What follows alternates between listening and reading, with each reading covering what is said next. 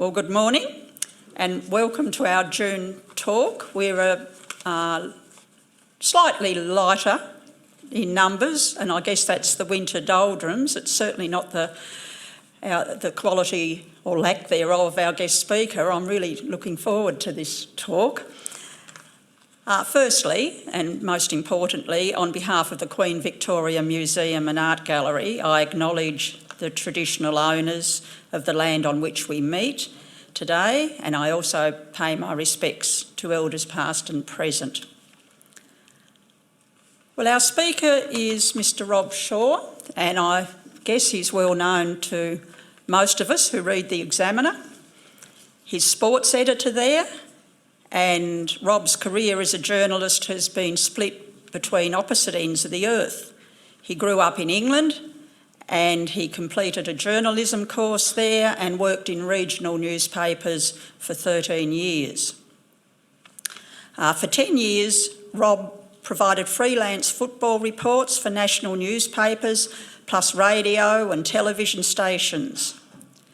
And then fate played a hand. He married a Tasmanian and moved to Launceston in 2002, and since then has worked as a reporter and sub-editor at the Examiner, including 16 years as sports editor. During this time, sounds like a really exciting way to earn a living, he's covered national and world championships in many sports, plus test matches, AFL and BBL grand finals, Commonwealth Games in Melbourne, Glasgow and the Gold Coast, and Olympic Games in London and Rio de Janeiro. His ghost-written columns with the elite cyclists, Matthew Gilmore and Mark Jamieson, and national cricket captain George Bailey, and built up an extensive list of trusted sporting contacts. And I hope we hear a bit more about that, a bit of inside information on these interesting sports people. Having written a weekly column about sport since 2004, Rob published a compilation of his favourite articles last year, and the books are there if you want to peruse them afterwards and maybe buy one. And since completing the book, Rob has been approached to write regular articles about climbing Tasmania's highest mountains for the magazine 40 Degrees South. In a weird coincidence, I was at Dark Mofo a few days ago, and the hotel in which I was staying had a copy of 40 Degrees South, or 40 South, and there was an article by Rob. And a lovely article too, beautiful photographs. So I hope we get maybe a bit more of that. I think it was Black Bluff. Yep, back of Ulverston, something, one of these places I'll never see. But so it was great to have those images. And the Ables, you talk about the Ables, and is it the Munros in Scotland? In Scotland, yeah, so the same sort of thing. We call mountains over a particular height, is it? 1,100 metres. 1,100 metres. They're the Ables, and hardy people like Rob take up the challenge to conquer each one. Rob is one of those lucky people whose day job and recreational pursuits are one and the same.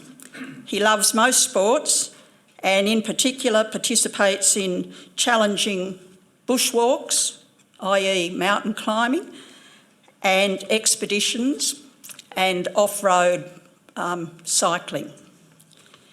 He obviously loves a challenge and venturing where others fear to tread, which he did yesterday in his column, if you read, where he advocates that the Gold Coast Suns retire and that Tasmania has their football team, or our football team, I should say.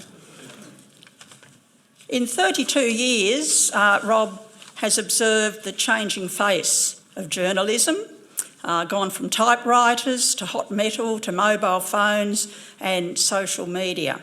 And I'm very much looking forward to his talk on those changes and also his passion for the Tasmanian wilderness. So thank you, Rob.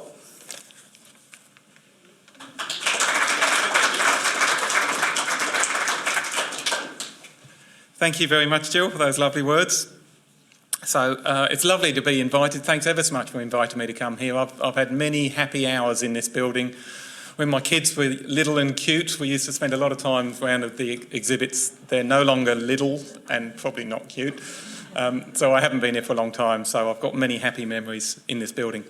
So I've been a journalist now for 33 years, and as that picture shows, I've been very lucky. I've got to some amazing events around the world and been really, really fortunate in all the different events that I've been to, and I never take it for granted. It's a wonderful privilege, and I often feel I became a journalist so I didn't have to get a real job because it's a wonderful career, and I've been very fortunate.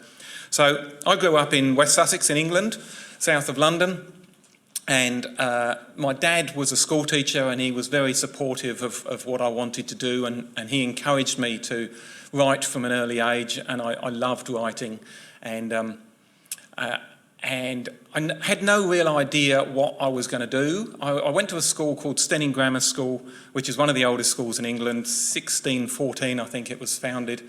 And I had a very good education. I probably wasn't challenged very much in school, which is more a criticism of myself than my school. It was a wonderful school, but I didn't really push myself. And I was sitting there about 13 or 14 years of age and not really sure. I had no idea what I was going to do for a career. And I remember one morning, we were waiting for the teacher to turn up, and all my mates around the class were mucking around doing silly things. And I had a little black notebook in my backpack, and I got it out and I just started writing what I could see. And I made it funny. I didn't just write, so-and-so is doing this. I tried to make it funny and entertaining. And the next day I did the same again, and the next day. And it wasn't very long before my friends came over and said to me, what are you doing? And they wanted to read what I'd read. And as soon as they took it off me, they read it and they started laughing. And it gave me a real buzz to think, I've made that person laugh. It must be how a stand-up comedian feels when an audience first laughs at a joke, because it gave me a real buzz. And after a while, they were waiting for me to finish writing, and they were queuing up to read what I'd written because they were genuinely interested in what I'd written. And you talk about light bulb moments in your life. I had a good friend called James Wilkie, and he handed it back once, and he'd just been laughing constantly as he was reading it. And he just said, "You're so going to be a journalist." And it was just one of those light bulb moments. And I thought, oh, that's great. If I become a journalist, I don't have to get a real job. So from that moment on, I just started wanting to become a journalist. And my dad supported me in that and encouraged me to do it. But it was very competitive to become a journalist, especially in England. And in order to become a journalist, you have to attend a course called a pre-entry journalism course. And there's about 5 colleges around the country that hold that course. It's a 1-year course, but it's excellent. And it teaches you everything you need to become a journalist. And every subject that we had was pivotal to being a journalist. So I went to Highbury College in Portsmouth, which is about an hour away from where I lived in West Sussex. And I did this course for a year in 1988-89. And they're the subjects that they taught us. Journalism was very important because it taught us how valuable journalism can be when it's good, but it also showed us how dangerous it can be when it's bad. And I'm sure we've all experienced both. Public administration basically meant levels of local government. So in England, that was parish councils, district councils, county councils, and then all the way up to national government and parliament, which of course was completely different when I then moved to Tasmania. I still don't understand what the Legislative Council does here, but we won't go into that. And law, and the most important aspects of law in relation to a journalist are defamation and slander, libel and contempt of court. So contempt of court, we had to learn how to write a court case in a way that didn't commit contempt of court, but our most important thing we learned was defamation. I've put slander there. What I actually mean is libel. Libel is the written word, slander is the spoken word. And so we were taught how to avoid defaming somebody, but also how to defend yourself if somebody accuses you of defamation. And it's very complicated, and it's, again, when I moved to Australia, completely different laws here. And I honestly believe it's very, very easy to defame somebody in Australia and very difficult to then defend yourself.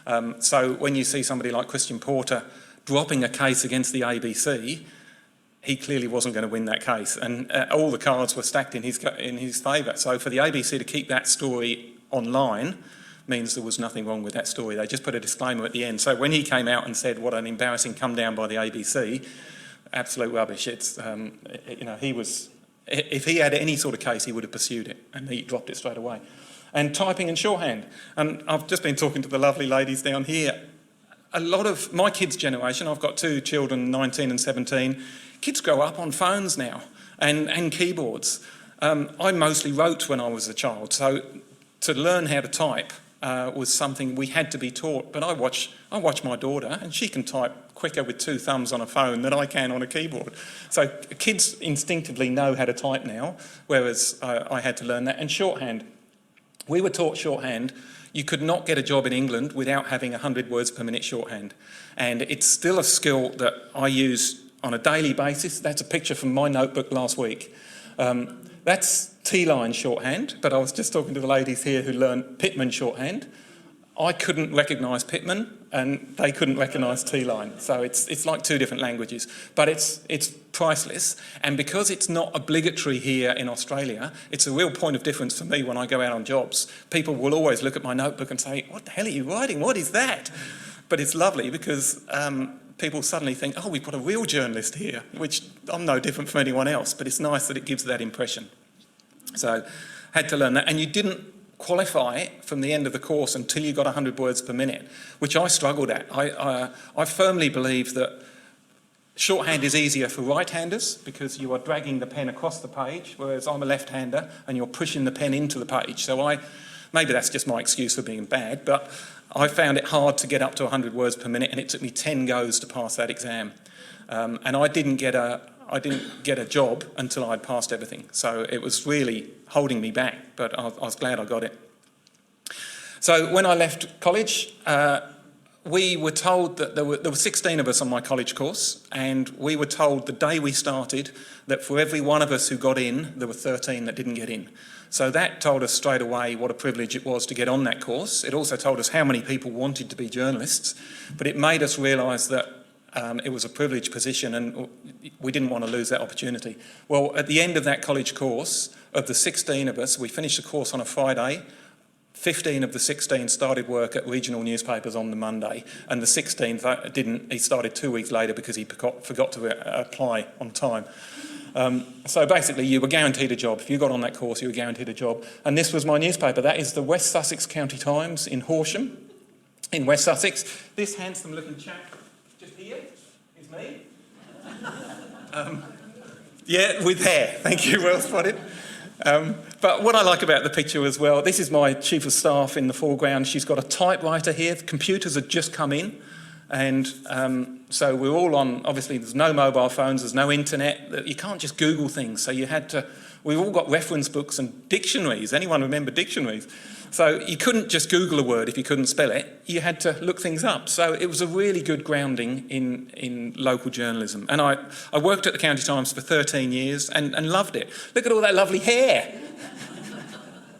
So I would have been about, I think, 19 when that picture was taken. So I loved it. And I was in my element straight away and couldn't believe that somebody was paying me to write stories. Straight away you were given rounds when you started a newspaper. I had my own patch, which was the South Downs, which is an area along West Sussex, and that included doing the police rounds. So you cover police, fire and ambulance. I did my fair share of what journalists call death knocks, which is when you cover road accidents or fatal fires and you go and interview the families, and there's nothing more traumatic. And I often think now, if I have a bad night covering a basketball event up at the Silverdome, it's nothing compared to talking to a parent who's just lost their child. So really, it was a good grounding because it made me appreciate a good job, when I eventually got it. That's you can just see behind my shoulder there, it says Steding and District. That's the town that I was mostly covering. Stenning is it's one of its claims to fame is that it's very strong on race walking, and this guy had just won the annual Easter Monday race walking events, and it wasn't very long before I specialised in sport. And I still find myself, I still do the same thing. When I go out on a job, I carry a notebook and I write everything down. So if it wasn't for the appalling leather jacket and the hair, it's basically the same. I do the same thing now as I used to then. It wasn't very long before I started branching out into covering football. In England, when you cover sport, it means you cover football, football and more football. It's a bit like Melbourne sports reporters cover AFL, and when they've done with that, a bit more AFL. There's nothing else. Well, in England, it was all football. I love this picture particularly because the team that I covered was the team I supported as well, which is Brighton and Hove Albion. Back then, they were appallingly bad, so they were in the lower divisions. They're now in the English Premier League. And I get up in the middle of the night to watch all their games. But I like this picture because not only is this guy scoring here, but in the background, that's me there. And I like that because in the background, that is the press box. And the next picture shows it a bit more. This is me here. What I like about this picture is it shows what I was working. So this was a fantastic grounding in fast, tight deadline, accurate journalism. The guy sitting next to me, to the left, is a lovely fellow called Andy Arledge, and I used to work for his dad's sports agency called the Jack Arledge Sports Agency. So just go back to that previous picture. So at the start of each game, Andy would hand me a piece of paper with what my jobs were that day, and it would look something like this. So he would tell me, you're working for the Sunday Mirror and you're working for the News of the World. Sunday Mirror want 10 pars on the final whistle, 10 pars with Wimbledon quotes at 6 o'clock, and then the News of the World want 6 pars on the whistle, and please call through to the sports desk and ask for a rewrite. So they'd want a rewrite a little bit later. So the game started at 3 o'clock. That meant they would finish at 5:45. You had to get the stories written during the game to be ready to phone them over on the whistle. So you couldn't wait until the final whistle and then start writing your story. You had to have it written in advance. And if you were working for 2 different newspapers, you had to do that twice. And they would criticise if they noticed that their report was the same as... If the Sunday Mirror realised they were getting the same report as the News of the World, they'd phone back and complain and ask for a fresh one. So quite often you were doing multiple reports during the game and phoning them over at the full-time whistle, which meant if a goal was scored in the 89th or 90th minute, it changes everything. So what a wonderful grounding in being fast, being accurate. If you made a mistake, they'd phone up and complain. So it was a really good grounding in sport. And it wasn't very long before I was starting to get stories in national newspapers, which for a young journalist was a real buzz to see my name in Sunday Mirror, Mail on Sunday, News of the World. I really loved it. And with that came more and more work. And I've put this up here because it shows this is just one game, and that's the list of everything that's on this piece of paper. I've typed it out to make it a bit more readable. So I was doing constant updates from before the game right the way through to... so the Manchester Evening News wanted 5 reports that day. BBC TV Grandstand, that meant whenever a goal went in, you phoned it over straight away, because this is pre-internet, so they can't just get that by seeing it on, following it online. Sunday People wanted 200 words, News of the World 150 words, and then another 200. The Mail on Sunday 200. And where it says 6:30, 250 away angle, once you'd phoned over all the initial reports, you then had to go and interview the 2 managers and then include their quotes in the subsequent reports. So you can see how much work I had on that particular day. It basically meant from the moment I got there until about 7:30, I was flat out, but I got such a buzz from doing it. It was fantastic, and I really enjoyed it. I'd then go home, and my dad would say to me, "What was the game like?" And I'd think, "I don't know. I can tell you who scored in which minute, but I can't tell you much about the game," because I was constantly on the phone. And nowadays, when you do this sort of reporting, you write it on your laptop and you email it off. This was written in my notebook, and as you saw from that previous photograph, I then phone it over to a copy taker. Now, I'm going to comment on copy takers here. These are people who are employed to type really fast at the other end of the phone, and I used to pray that I got female copy takers. Now, that's not a sexist comment. I firmly believe that females type faster than males, and I know for a fact that males are more interested in football than females. So I used to pray that I got a female, because if you got a bloke, A, they'd type slower, and B, they'd ask you about the game, which is the last thing you wanted, because you're just desperate to get the report over so you could phone the next one over and then the next one. And the last thing you wanted was him saying, "Oh, he's a good player, isn't he? How did he go today?" So, but again, really good grounding. And then when laptops came in and all you had to do was hit send and email it off, it's so much easier now. As a result of working there, I then started to write a column in the Brighton programme, which, as a Brighton supporter myself, that was a real buzz to do that. I also worked for the Press Association in Leeds. I don't know if you had it here, but in England we used to have, pre the internet really taking off, on TV stations you had things called CFAX and teletext. I don't know if you had the same sort of thing here, but it basically meant you could type in a page number. Say you were interested in tennis. Tennis was a particular page number. You'd type in that page number and it would tell you the up-to-date tennis news. So it was kind of a precursor to modern news websites. But it was our job to, each one of those stories, we'd get the original copy through. We had to sub it down to 3 paragraphs. We had to make the headline fit to within 1 character, and you were not allowed more than 10 minutes on each story. And if you took 11, 12 minutes, somebody would say, "Come on, get on with it, I've got another one for you." And if you made a mistake, you'd get a phone call from the editor saying, "There's a typo in your story." So it was excellent grounding in fast turnaround, not making mistakes. So it was a good grounding in accuracy. And I loved it, really loved it. I met my wife at the West Sussex County Times. My wife is she's a Scottsdale girl from Tasmania, so she grew up here. She went over to England to work. We met at the paper there. We got married there. Our first son was born there. We eventually decided to come to Tasmania, originally for a year, and I got a year's visa on my English passport. We came over, to cut a long story short, my visa was due to expire on December the 23rd. December's lovely in Tasmania. It's not in England.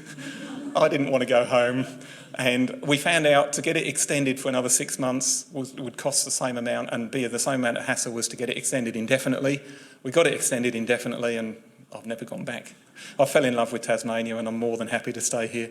But these two creatures, they change your lives a little bit, cute things like that. So my son was born in Worthing in West Sussex in England. My daughter was born at the LGH here. So they were born either side of the world. The lovely thing is they've both got an English parent and an Australian parent. They've both got dual nationality. They've both got 2 passports, which makes travelling for them a lot easier. Well, until Brexit, but we won't go there.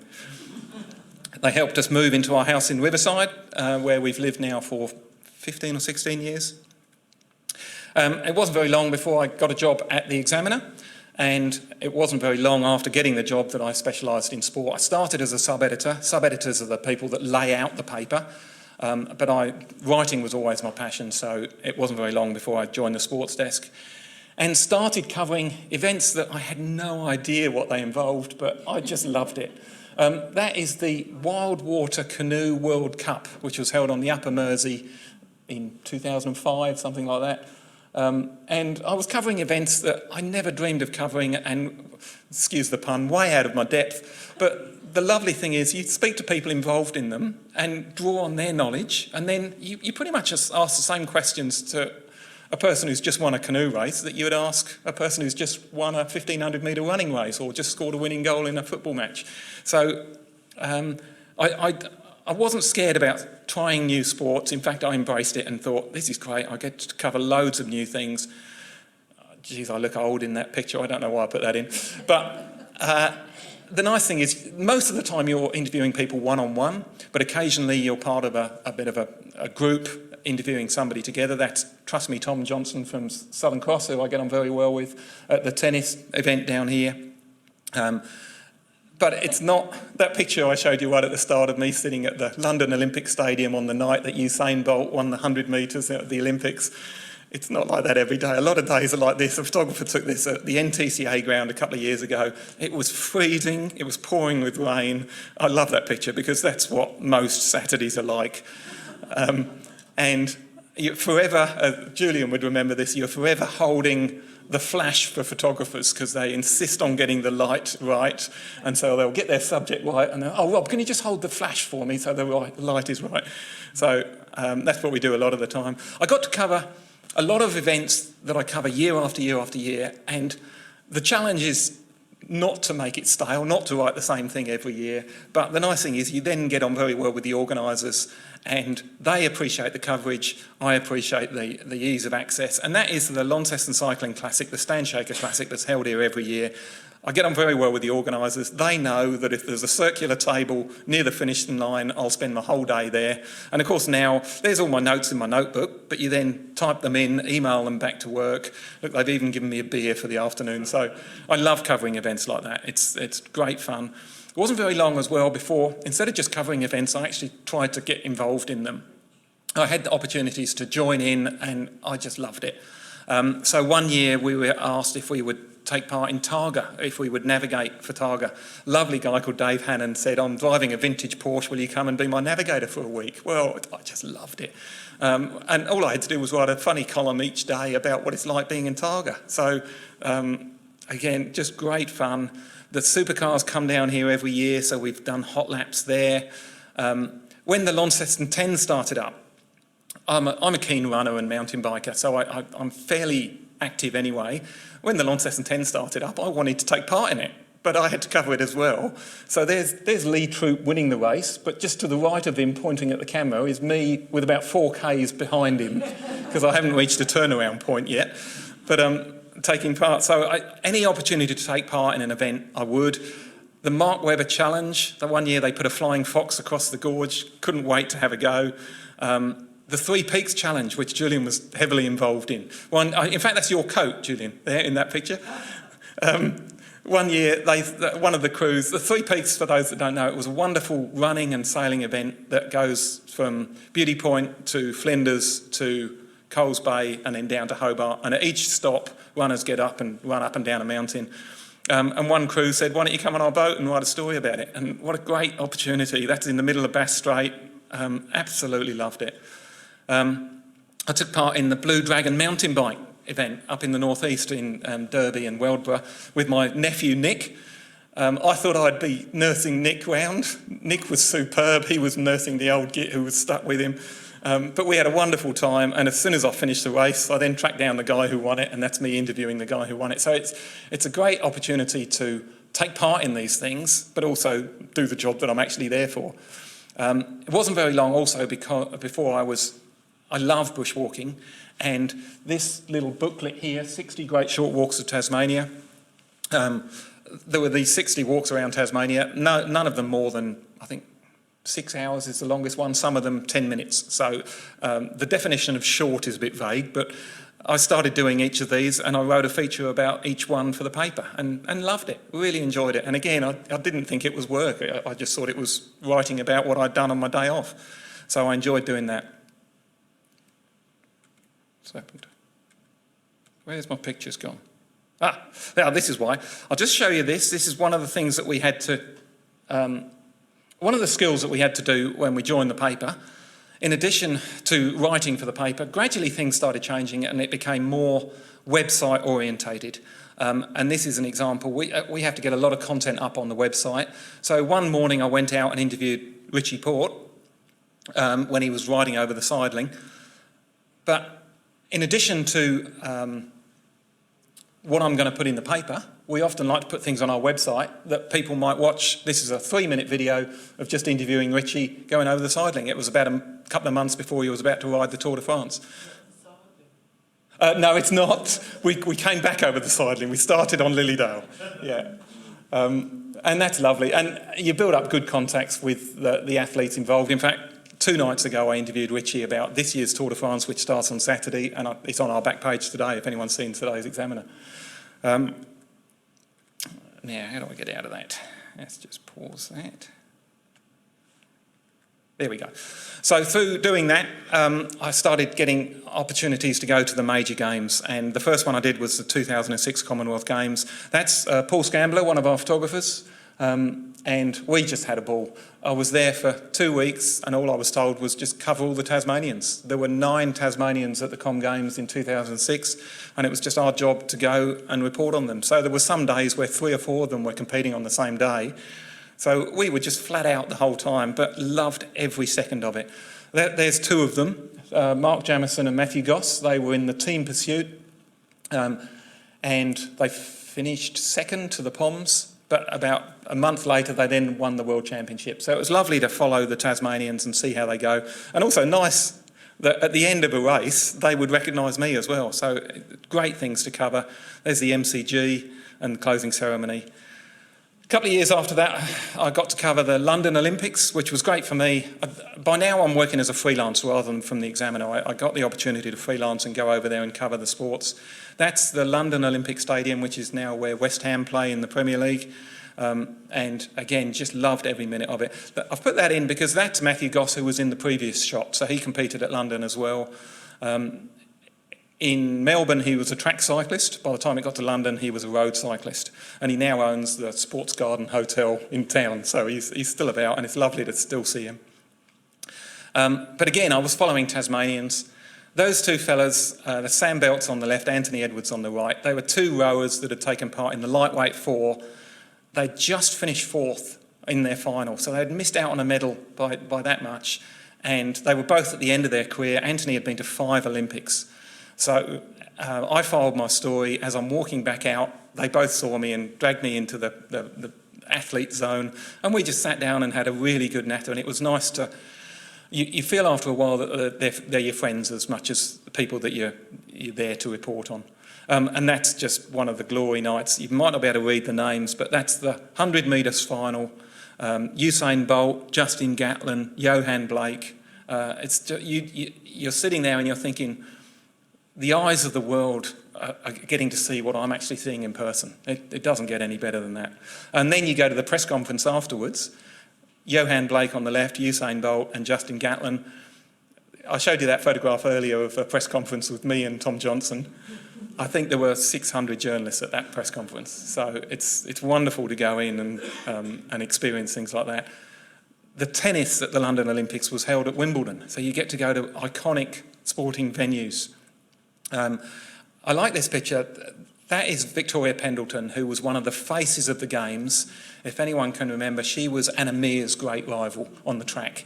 And this kind of shows how much they're in demand. I was actually there to cover one of the Tasmanians that day, but the press conference for her was taking place. And I love that picture because there's loads of other journalists that are just sticking their dictaphones over the top of my head. And it just shows how much demand there is for the top athletes at these Games. And there's another one I love. I'd covered the cycling road race in the mall outside Buckingham Palace, and I'm walking back to where I'm catching the train, and I heard this voice behind me, and I thought, I recognise that voice. And I turned around, and it was Boris Johnson, who at the time was the Mayor of London, and of course now he's the Prime Minister of England. Completely caught off guard by a couple of journalists, so he's even got a beer in his hand. But the wonderful thing about covering big events like that is moments like that happen. I'll skip through a few of these. This is Commonwealth Games in Glasgow. Absolutely loved it. That's Hampden Park in Glasgow, a great place to go to. One of the iconic moments is when the home nation comes into the stadium, so Scotland entering in the opening ceremony.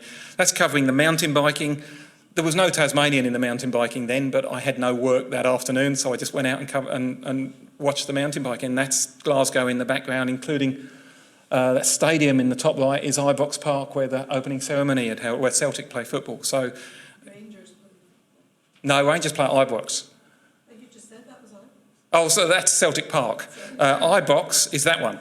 That's the Rugby Sevens was held at Ibrox, and I went and watched it with... The fellow that I'm with there is Ian Chesterman, who's now the chef de mission of the Australian team, lives at Lagana, lovely, lovely fella. Ian and I go a long way back, so it was lovely to be on the other side of the world and then still enjoy a sporting event with a good friend.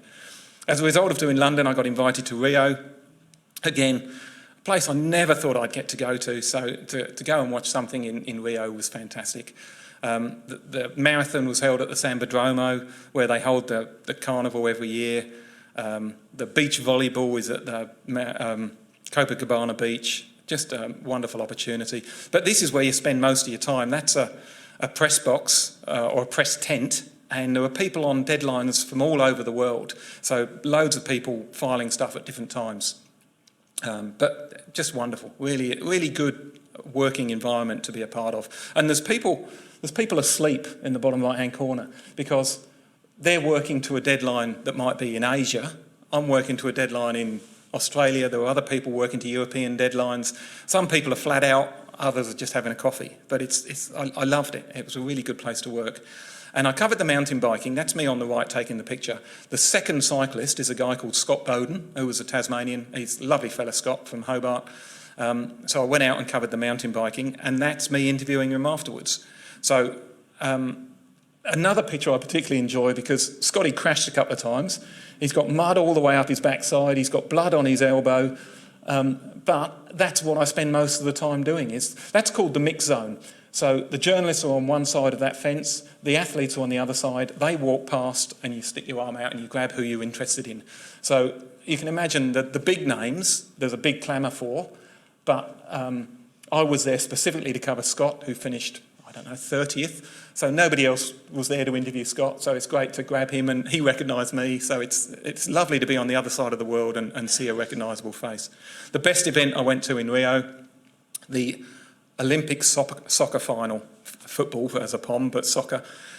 Brazil made the final. Bizarrely, Brazil had never won Olympic gold before. They played Germany in the final. That's the Maracanã, a stadium I grew up thinking was a place on a different planet. The opportunity to go to a stadium like that.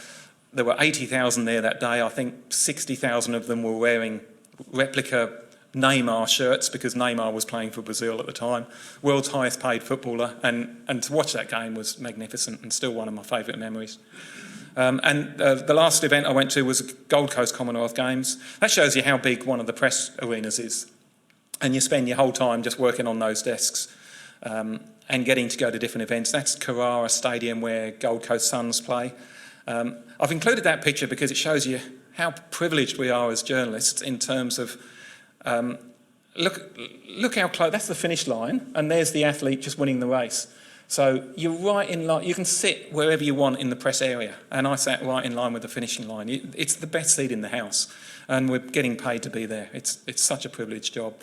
I was following the Tasmanians. Ariane Titmus had a breakout Commonwealth Games. She was magnificent on the Gold Coast. She won 3 gold and 1 silver. She's going to set the world alight in Tokyo in about a month's time.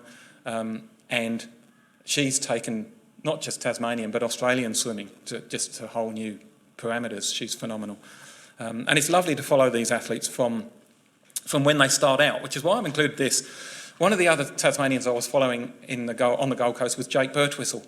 The very first time I saw Jake, he went to Riverside Primary School. My kids went to Riverside Primary School. I went to watch my son in a grade 1 cross country. And while we were setting up, I was sitting next to my wife and I said, oh, look, this is the tight finish. And it was the grade 5 or 6 race. And she said, this isn't the finish. The guy who won it finished a lap ago. That was Jake Birtwistle. So the very first time I saw Jake was at Riverside Primary School. Go forward 5 or 10 years, and not only is he had just finished second in the individual triathlon there, and that's him about to get his medal. South African guy had won it. These people in the foreground, I'd watched the whole race with them. That's his girlfriend, his sister, his mum and his dad. So it's wonderful not just to be there to report on something, but to share it with the people involved. And I watched the whole race with them. The very next, 3 days later, was the mixed relay. Australia won it. Jake was on the anchor leg. That's Jake crossing the finishing line to win the gold medal for Australia. And look how close I am. I'm just standing there virtually waiting for him. So what a privilege it is to see a guy that I had seen at Riverside Primary School winning his school cross country, and there he is winning a Commonwealth Games gold medal. Because you know the family quite well, you then get lovely photographs like that straight afterwards. And then, after the games, he came back to give a talk to Riverside Primary. I went along and interviewed him there. So it felt like it had gone full circle. And as a result of that, we have a function every year at the Examiner where we have a junior sport presentation. It's my job to come up with a guest speaker. And I always try and choose a Tasmanian. Jake was our guest speaker. So you build up a contact with somebody, you feel more than just a contact. You feel a friend with them, and it's lovely that they do that. Richie Port's another example. He's become a very good mate, and was more than happy to be a guest sports speaker as well, junior sports speaker. Georgia Baker, the same thing. She went to the Rio Olympics. She's about to go to Tokyo. She'll do well out there, and she was a guest speaker as well. So it's really nice to build up contacts with all of these. There's a very young Tim Payne. He was our junior sports speaker when, I reckon he was about 19 or 20 then, and he'd just broken into the Tasmanian team. A very mature guy for 19, 20. And then I interviewed him last year up at the same place, up at the Country Club Casino, and he comes back and he's Australian Test captain. So it's lovely to follow their career all the way through, as I said with Jake, from a talented youngster to reaching the pinnacle, which a lot of them do. And there's few Tasmanians have got any higher than Ricky. And he's been a great supporter of the paper. He's a very professional operator for somebody who, by his own admission, didn't have a great education. He went to Mowbray Primary School and Brooks High, and by his own admission spent too much time playing cricket and not enough time listening to his teachers. But you listen to him now on the commentary, and I think he puts far more educated people to shame. I think he's brilliant. And he's very professional to deal with. He's a great guy. I've got a lot of time for Ricky. Through doing the job at the paper, you do get to meet a lot of high-profile sports people, which is a real perk. And it's lovely that we do get to. That's Lauren Jackson, who in my opinion is the best female basketballer ever. Well, she was voted that 5 times, so it's not just my opinion. I like that. We were doing a speaking function up at the casino, and we met beforehand. We're both sharing a bit of a joke. It's nice to get to know the people rather than just do a quick interview with them. Chris Froome came down to train with Richie Port one year. He's won 4 Tour de France's, Froome. So again, absolute household name in Europe, maybe not down here, but it's lovely to meet people like that. But I spend a lot of time interviewing footballers because, as I said earlier, football is so big in Tasmania. So with Hawthorn having been down here all the time I have, spent a lot of time with the Hawthorn players and with assorted other AFL players, including the hierarchy, who, as you would have seen from yesterday's column, I don't always agree with. But the one person that I've been most starstruck by in my time in Tasmania is this guy. Now, it's a terrible photograph, but that is Tony Robinson, who played played Baldrick in Blackadder. And I'm a huge Blackadder fan. So he came to town, he was filming one of his time teams, and Julian was a reporter on the day and brought him into the office because he wanted to use our library. And Julian said, "Oh, there's another Pom in the office, would you like to meet him?" And I was genuinely starstruck because I could recite Baldrick lines if you want me to. I'm sure people do to him all the time. And he came over, all he wanted to know was the previous night's Bristol City score. So I was happy to help him out, but that's probably the person that I've been most happy to meet. Since 2005, I've written a column in the paper called The Shore Thing, and I love writing it, and I think I've written over 1,000 now, and eventually I was encouraged to compile that into a book, which was published last year. I chose my favourite 70. The publisher said to me, choose 70, 100's too many, 50's not enough, choose 70. And I enjoyed rereading them, choosing my favourites, and the book was published. I got a lot of help from the contacts that I'd built up. I emailed George Bailey and said, "Any chance you'd write a foreword?" Within half an hour, he wrote back and said, "Yeah, how long have I got?" And I said, "As long as you want." The following day, the foreword arrived. So Ricky Ponting, more than happy to provide a tribute quote for the cover. So it was nice to have support in doing it. A picture of Richie on the back as well. I loved it. I really enjoyed doing it. Published by 40 South Publishing in Hobart, and really good publishers. I was very impressed with them. We had a book launch right next door here, and the lovely thing was Richie agreed to launch it. So that's Corey, who's my deputy editor at work, and Richie came along and officially launched it, which was lovely. And then I had to do all the promotion of the book, which was all new to me. I haven't published quite as many books as Julian here, but it was all new, and we had a book signing in Petrarch's, and I went on the local radio stations to promote it. That's Rob Fairs on 7LA, and all of this was new, but I loved it, and I'm really pleased I did it. One of the columns I wrote was about taking my daughter to a Brighton game in England. We went back to England about 3 years ago, and I took her to the game and wrote a column about it. the Brighton programme then ran the column in their programme. So I loved that because it's kind of coming full circle, having written a column for the Brighton programme many years ago, to then get something in the programme now. And of course now they're in the Premier League. The game I took her to was against Manchester United, so you don't get much bigger than that, and we had a lovely time. 40 South is split between half of the company publishes books, the other half publishes this magazine, which Jill mentioned earlier. And they contacted me and said, we like your writing, would you like to write for us? And what would you like to write about? And at the time, I'd started climbing the Abels, which are the 1,100 metre plus mountains in Tasmania. There's 158 of them. I'm up to 60. Some of them, like Mount Wellington's one, you can drive a car to the top of Mount Wellington. A lot of the others I'll never get to. I'll never do Federation Peak, but I'd love to. But anyway, I said to them, I'm climbing the Abels, how about I write about an Able each month? And they said, yep, love that. And so just gave me the opportunity to write about each adventure, which is how we look at them. And also it gave me the opportunity to go to some wonderful places around Tasmania. There were no end of places in Tasmania like this. And I've got this down to about 5 photographs. I could have put 100 up. There's just great places around Tassie. We're so lucky. That's walking along a ridge like St Valentine's Peak up near Hampshire, near Burnie. And at one point you walk along a ridge line, and that's me, and there's just sheer drops either side. You get to some amazing places. Dry's Bluff up above Liffey, near Bob Brown's place. Just beautiful. That is me on Mensa Moor, which is part of Ben Lomond. Wonderful. And just great opportunity to go to these places and then write a story about it. It doesn't get any better than that. That's my favourite. Our most recent Able, about 2 months ago, we climbed Frenchman's Cap, and we did a dawn summit, and that is sun coming up at the top of Frenchman's Cap. What a privilege to go to places like that. I want to do it now while I'm still fit enough to be able to do it. I don't want to be laying on my deathbed and think, oh, I never got round to Frenchman's Cap. Just to wrap up, I often get asked, are there any connections between Sussex and Tasmania? Because I spent half my life in Sussex. I moved to Tasmania when I was 31. I'm now 52, so I spent nearly half my life here. And occasionally there are, and it's really quirky when it happens. And a good example is this guy, David Clarkson. When I was covering Brighton games in England, one season they signed an Australian guy.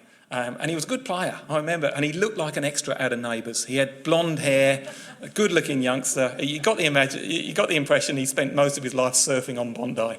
And his name was David Clarkson. It was only once I came to Australia that I discovered that David Clarkson was not just Australian, but he was Tasmanian. And then when Tasmania pushed for its own A-League side a few years back, he became the ambassador for the project. And eventually I phoned him up and I interviewed him about being the ambassador, and right at the end I said to him, you're not going to believe this, but I saw you play in England. And he said, oh, I only played at a low level. And I said, yeah, but you played for Brighton. He went, yes, I did. And I said, yeah, you made your debut at Sunderland, lost the game 4-1. And there was just silence at the other end of the line. He said, I've never spoken to anyone who saw my debut. So we got on really well, and we've kept in touch. And when Western United came down for an A-League game here about a month or two ago, he was the ambassador. It's the first time he's been to Tasmania since I've been here. And we went for a drink at Matthew Goss's pub that I mentioned earlier. And I said, we'll go for a drink on the condition that you sign my Brighton programme. And that's the Brighton programme after he'd signed it. So it's lovely when you do have a link from one life that carries on into the other, because I do kind of feel I've had 2 lives. And second to last slide, I often think that my career has gone from I call it, you can't see it, it's hidden there, but typewriter to Twitter. When I first started, we were working on typewriters. And when you type on a keyboard, it's lovely, you're just doing this. But when you type on a typewriter, you have to really hit it. So I look back on that and think, goodness me, did I really work on a typewriter? But now, the biggest change in the time that I've been a journalist is the introduction of social media, because we've gone from researching everything by looking it up in books to just Google. I reckon I Google probably 20 or 30 times every day. Stuff that I should know, but you think, oh, I just double check. Well, you never used to be able to do that. So along came the internet, then along came Google and Wikipedia, and then came social media. When we write a story now, That story goes in the following day's paper, but we also have to put it on Facebook, we put it on Twitter, and we put it on Instagram. And it's essential because people of our generation might still look at the paper. People of my kids' generation, they never pick up a newspaper, but they've all got a mobile phone in their pocket. So I genuinely feel that there will always be a market for journalism. It just is going to be in a different medium. Instead of being on a piece of paper, it's on one of these things, and we've all got one in our pocket. So I can't remember the last time I saw my kids look at a newspaper, but they are always on their phones. So, and that's my family. That's a picture taken at the book launch. My wife Wendy is a freelance journalist. She does a bit of freelancing here. My son and daughter Daniel and Jess, they're 19 and 17. Daniel now works in town. Jess is in her last year of college. As I say, I've been at the Examiner for 18 years, sports editor for 16. The book, I had 1,000 printed. I'm down to the last 200. I've got some here if anyone's interested. I had the opportunity, I would have gone to Tokyo had COVID not hit, but I could still have gone, but I made the call. I don't want to go to Japan at the moment. It's a terrible place to be. I'd love to go there without COVID, but almost certainly I'll go to the next Commonwealth Games, which are in Birmingham, and instead of being 2 years away, they're now next year, so I'll go to Birmingham, and that's an opportunity to go back to England. My dad's passed away now, but it's a lovely opportunity to catch up with my mum, and that'll be 2024. And that's pretty much the end of my talk, so thank you for having me along. I hope I haven't gone on too much, and would warmly welcome any questions.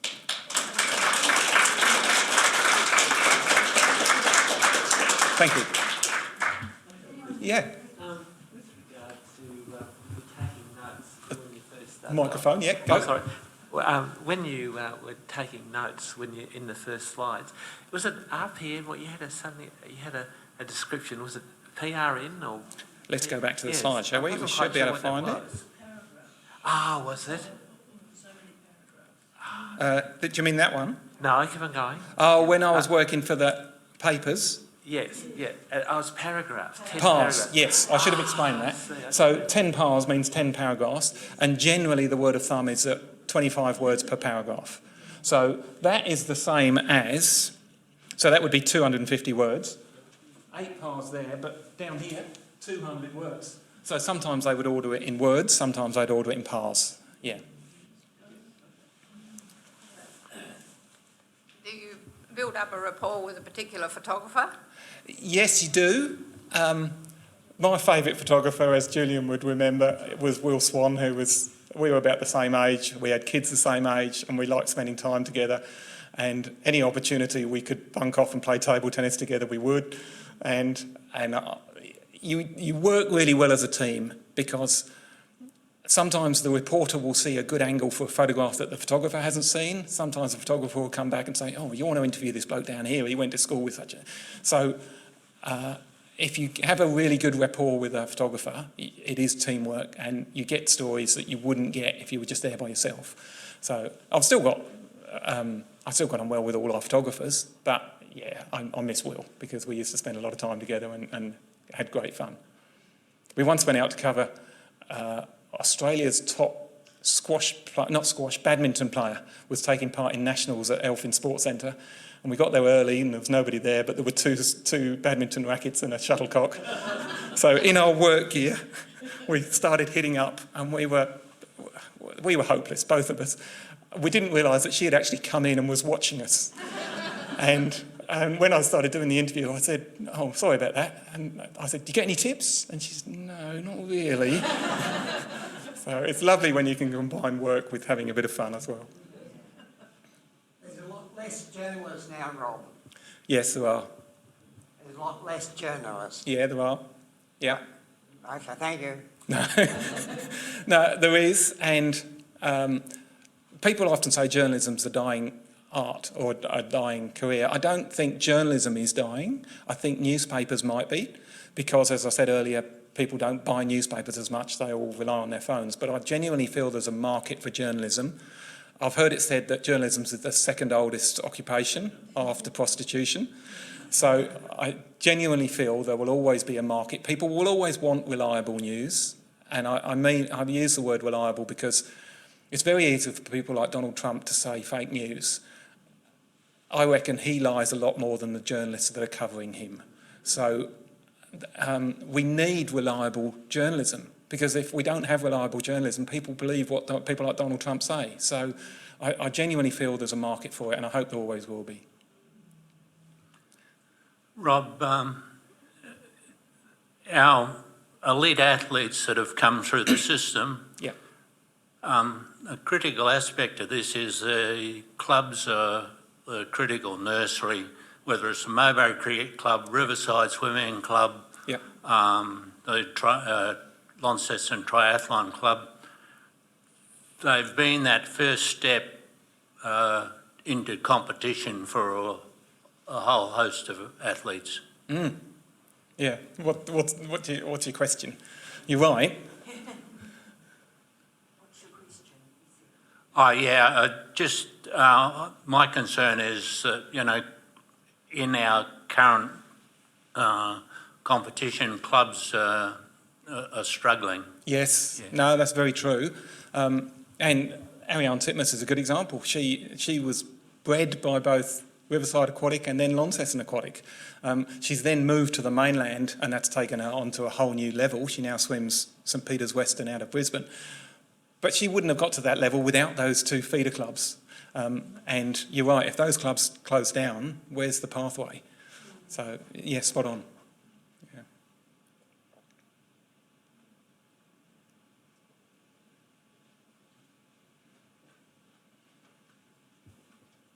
Thank you. Now, Rob, Yeah.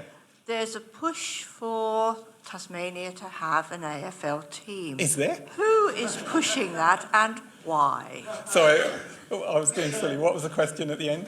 Why? Why should we have one? Yes. Yeah, it's the AFL. The A stands for Australia. Last time I checked, Tasmania is part of Australia. In the A-League soccer, again, the A stands for Australia. There's a New Zealand team in the A-League. There's not a Tasmanian team. Now, I don't begrudge the New Zealand team, but since when did Tasmania not be part of Australia? I do not get it. And for them to say, oh, there's not enough money in Tasmania, which company would support it? Well, Collingwood is sponsored by a company that's based in the Middle East. So you don't have to have a Tasmanian company. And then they say there's not enough talent to fill a whole team. Well, the West Coast team isn't made up entirely of Western Australians. So I genuinely believe Tasmania should have one, but I also genuinely believe we ain't going to get one because the AFL don't want us to have one. At the moment, they get everything they want out of the state. They get all our best players. We pay, we're all taxpayers in this room, we pay for the privilege of Tasmania not to have a team because we're paying for both the Hawthorn and North Melbourne deals. Well, that money could go towards a Tasmanian team. But that won't happen because the AFL don't want it to happen. And we won't get a team until there is a hierarchy that wants it to happen. And a good example is the NBL. The NBL was taken over by a guy, the National Basketball League, was taken over by a guy called Larry Kesselman. The first thing he decided was, how come there isn't a team from Tasmania? It's not a national league without Tasmania. The N stands for national. So he financed a team to come out of Tasmania. So we have now, from next season, there will be a Tasmanian team in the NBL because the NBL want it to happen. The AFL don't want a Tasmanian team, so it's not going to happen. That was a bit controversial.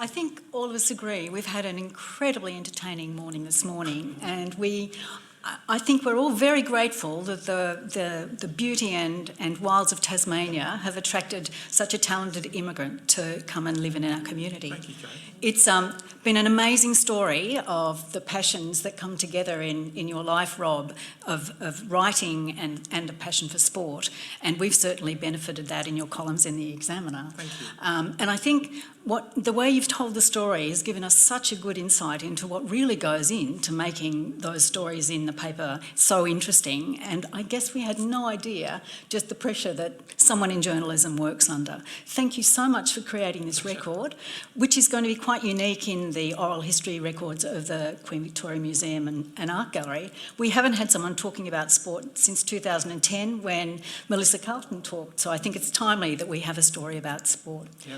Thank you so very much, Rob, and would everybody join me in thanking you? Thank you.